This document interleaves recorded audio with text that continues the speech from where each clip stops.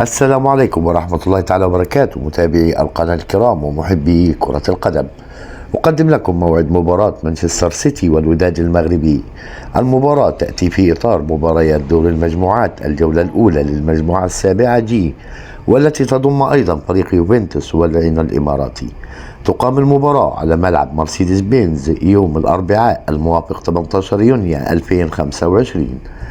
تذاع المباراة في تمام الساعة 7 مساء بتوقيت مصر والسعودية والعراق وسوريا والأردن وفلسطين واليمن، وفي تمام الساعة 8 مساء بتوقيت الإمارات وعمان، وفي تمام الساعة 6 مساء بتوقيت السودان وليبيا، في تمام 5 مساء بتوقيت تونس والجزائر والمغرب.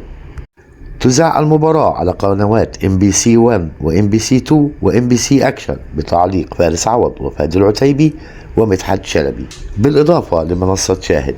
وإليكم الآن تشكيل فريق الوداد البيضاوي.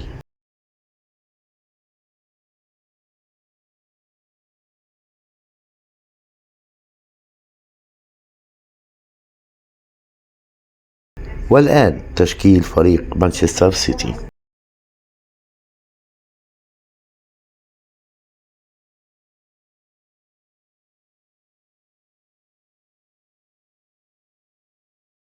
من أخبار فريق الوداد أن عمر السومة لم يصل إلى الولايات المتحدة الأمريكية لتأخر استخراج تأشيرة الدخول إلى أمريكا حتى اليوم، فمن المنتظر عدم لحاقه بالمباراة.